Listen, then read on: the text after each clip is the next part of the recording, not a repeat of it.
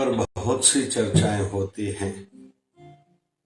इसने ये प्राप्त कर लिया, इसने डिग्री पा ली, ये बड़ा धनवान बन गया, इसका आज नाम है। लेकिन इसने क्या ऐसा किया, कैसे किया, कितने समय तक किया, ये चर्चाएं ज्यादा नहीं होती। संसार में भी यह विषय चलता है, आध्यात्मिकता में भी। आध्यात्मिकता में भी आज जो सिद्ध पुरुष हैं, आज जिनका नाम है, उन्होंने तपस्या की है, त्याग किया है। तपस्या की है मतलब एक तो भजन किया है, दूसरा बहुत कुछ सहन किया है, त्याग किया है अपनी इच्छाओं को, अपनी कामनाओं को, अपनी वासनाओं को। जो अक्सर हम लोग कहते हैं, मुझे ये तो भोजन में चाहिए, मैं खाऊंगा ही खाऊंगा, ये मुझे देखना ही है, ऐसा मुझे पहनना ही है, मुझे इतनी फैसिलिटीज सुविधाएं चाहिए, मतलब चाहिए। सिद्ध पुरुष यह सब त्याग चुके हैं, तब जाके वो सिद्ध पुरुष हुए हैं। तो संसार चर्चा करता है रिजल्ट की, देखता है परिणाम को, लेकिन वो कैसे प्राप्त हुआ कोई देखता नहीं। ऐसे ही हम लोग दुख को देखते हैं, नुकसान को देखते हैं, लेकिन वो दुख, वो नुकसान, वो अपयश, वो पीड़ा, वो बीमारी क्यों हुई, कब से हमने गलतियां करना शुरू की थी, उस ओर हमारा ध्यान नहीं। या जब कोई गलती कर रहे होते हैं, उसके परिणाम के संदर्भ में हम लोग नहीं सोचते। ये बड़ा अंतर है। हम लोग रामायण और महाभारत को, दोनों को देखते हैं, बड़ा अंतर है। रामायण में चर्चा है मुझे राज नहीं चाहिए। राम जी कहते हैं मुझे राज नहीं चाहिए, और भरत जी कहते हैं मुझे राज नहीं चाहिए।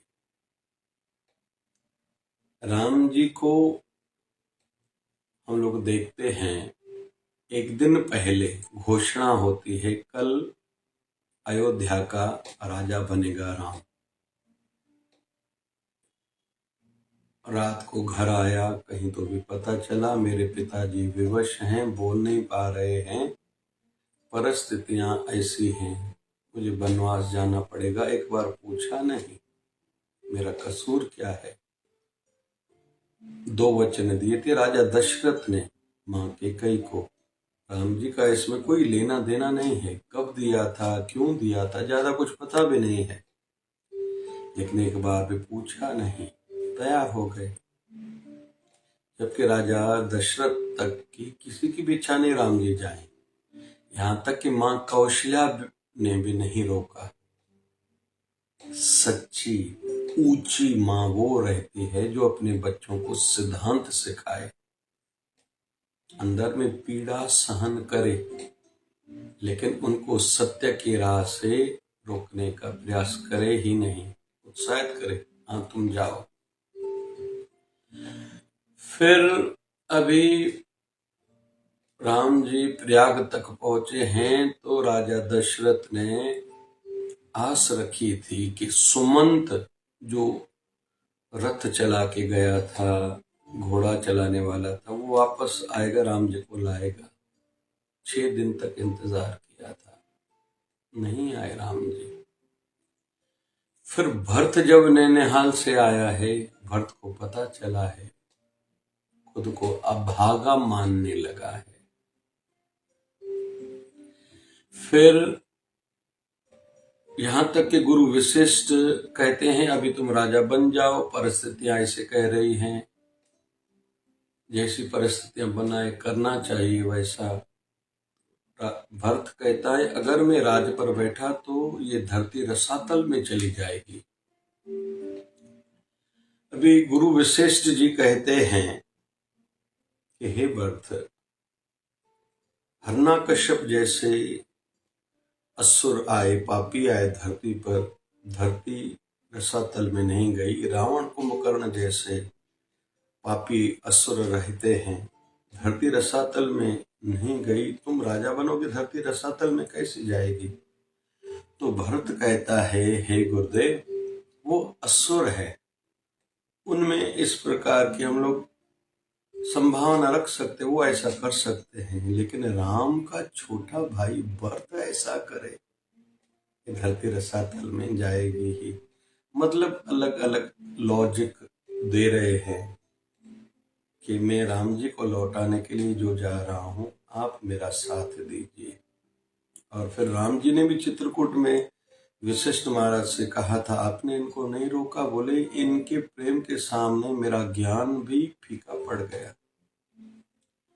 राम जी कहते मुझे राज्य नहीं चाहिए, और भरत को इस बीच में पता चला कि ऐसा निवारण निकाला जा सकता है, 14 साल वनवास कोई न कोई भुगते, तुम 14 साल वनवास रहो और राम जी अयोध्या के चल के राजा बने। तो बोले 14 साल क्या, मैं जिंदगी भर वनवास में रहने को तैयार हूं, बस राम जी मान जाएं, वो अयोध्या के चल के राजा बने।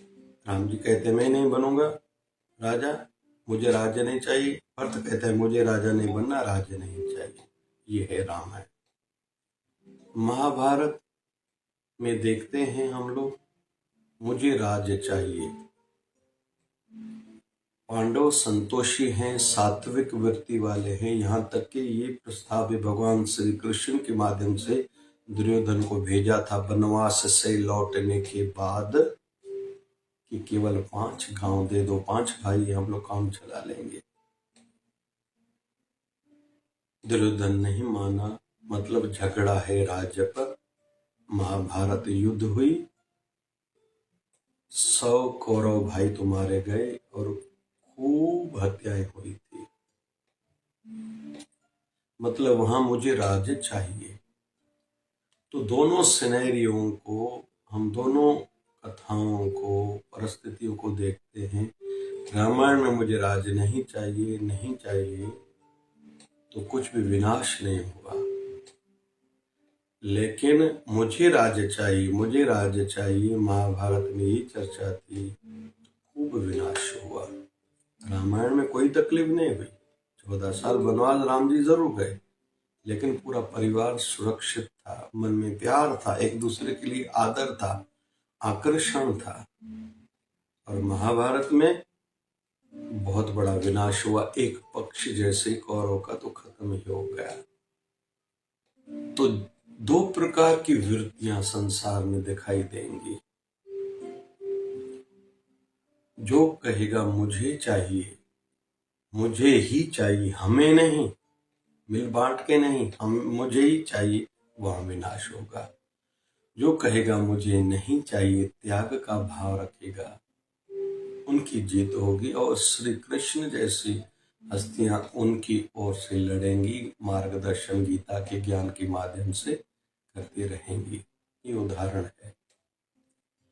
अभी हम लोग संसार में देखेंगे कि शुरू में गलतियां हुई थी, परिस्थितियां बिगड़ी, तो रामायण में देखते हैं वहां भी थी, लेकिन वहां किसी ने मन का संतुलन खोने नहीं दिया, आक्रोश में नहीं आए, आवेश में नहीं आए, गुस्सा नहीं किया, स्वीकारा राम जी ने। भरत ने जो उनको राज्य मिला है, मुझे नहीं चाहिए, मेरा अधिकार नहीं है, तो राम जी को देने के लिए हर प्रकार का प्रयास किया। भले 14 साल तक राम जी की आज्ञा अनुसार चाकड़ियां राज्य गद्दी पर रख के नीचे राज्य चलाया, लेकिन एक बार भी किंचित बार ये नहीं सोचा कि मैं राजा बन गया। भले लक्ष्मण को लगा था, चित्रकूट में जब भरत जी आए थे मनाने के लिए, लक्ष्मण को लगा था कि लगता है ये हमें राज्य तो हम दे आए इसको, शायद यहाँ भी हमें खत्म करने के लिए आया है कि बाद में 14 साल के बाद ऐसे नहीं हम लौट के जाएं और भरत से हम लोग राज्य ले लें। ये लक्ष्मण को लगा था, लेकिन राम जी तो आनंदित थे। कुल मिला के संसार में हम लोग देखेंगे, जहां से कोई गलती होना शुरू होती है, राम जी कहीं फिसले नहीं, गलती नहीं हुई राम जी से, तो आनंद ही आनंद है।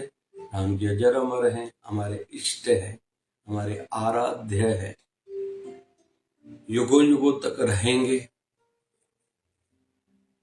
और अभी तो दूसरे धर्म वाले भी मान रहे हैं और मानेंगे ही, क्योंकि सत्य का विषय है, सिद्धांतों का विषय है, कोई धर्म का विषय नहीं है। लेकिन कौरवों का कोई दुर्योधन दुशासन आदि का कोई तो नाम भी नहीं रखेगा।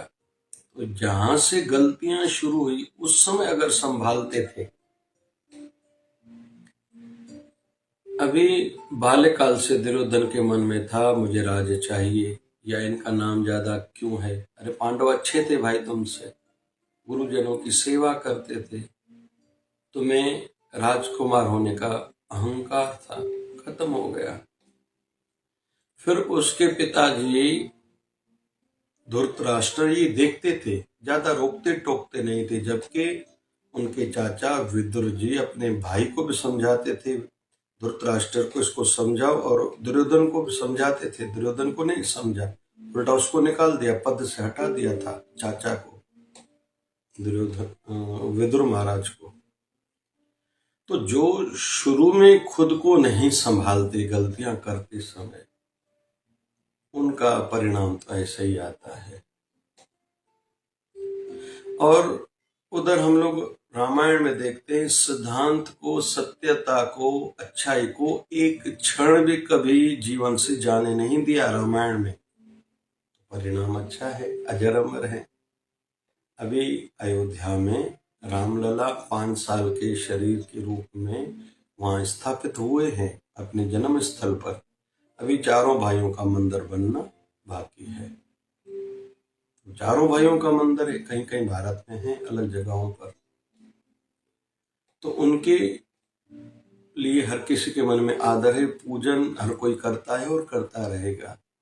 लेकिन हम लोग महाभारत में देखते हैं, पांडवों के पद चिन्ह पूरे भारत भर में अधिकतर स्थानों पर मिलते हैं। पांडवों के लिए आदर है, लेकिन कौरवों के लिए नहीं है, क्योंकि उन्होंने असत्य का, पाप का काम किया और बीज पाप था। तो हम लोग परिणाम को तो देखते हैं, लेकिन वो कब बुराई शुरू हुई थी जिसके कारण बुरा परिणाम आया, या अच्छाई राम जी हो या भरत जी हो। फिर लक्ष्मण सेवा में थे राम जी के, और शत्रुघ्न फिर भरत की सेवा में थे। उनके जो जीवन के कदम कदम पर सिद्धांत सत्यता थी, उसको देखेंगे तभी हमें भी परिणाम अच्छे मिलेंगे, शिक्षा मिलेगी, हमारा ध्यान जाएगा। इसलिए हम लोग सुनते आए हैं, honesty is the best policy, work is worship. हर क्षेत्र में, आध्यात्मिकता में भी, संसार में भी।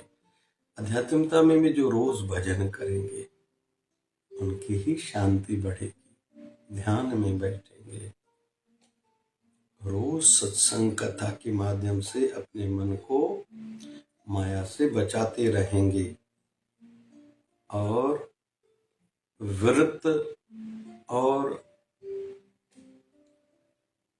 परहेज के माध्यम से, मतलब त्याग भी भले कहें, अपने इंद्रियों को बाहर मुक्ता से बचा के अंतर्मुखी करते रहेंगे।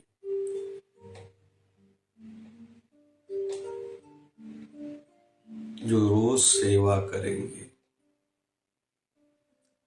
रोज धर्म कर्म वाला जीवन जिनका होगा, ऐसा नहीं एक दिन कोई अच्छा काम किया दूसरे दिन नहीं किया, ऐसा नहीं, और रोज दान करेंगे, उनको ही आध्यात्मिकता में सफलता मिलेगी। इसलिए केवल परिणाम को न देखें, उनका बीज, मतलब जो भी काम करें, जो भी निर्णय लें, उस समय सोचें। अच्छा है तो परिणाम अच्छा ही आएगा, भले देरी से आएगा, आएगा जरूर। और बुरा काम कर रहे हैं, उसका परिणाम बुरा आएगा ही, भले देरी से आएगा लेकिन आएगा जरूर। जो ज्यादा मीठा खाएंगे, मधुमेह शुगर होगी।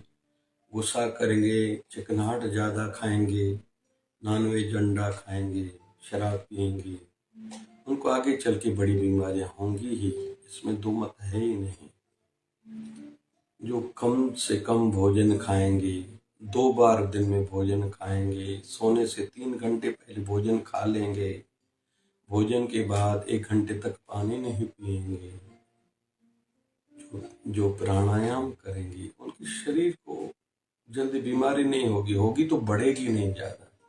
तुलसी के पत्ते का सेवन करना, फिर गर्मी के दिनों में थोड़ा ठंडी चीजें जैसे तरबूज खरबूज हो या छाछ हो, जीरा डाल के, कच्चा प्याज जो लोग खाते हैं वो कच्चा प्याज खाना, या रुत के जो भी फल हैं, फिर मुल्तानी मट्टी शरीर पर लगा के 10-15 मिनट के बाद स्नान करना।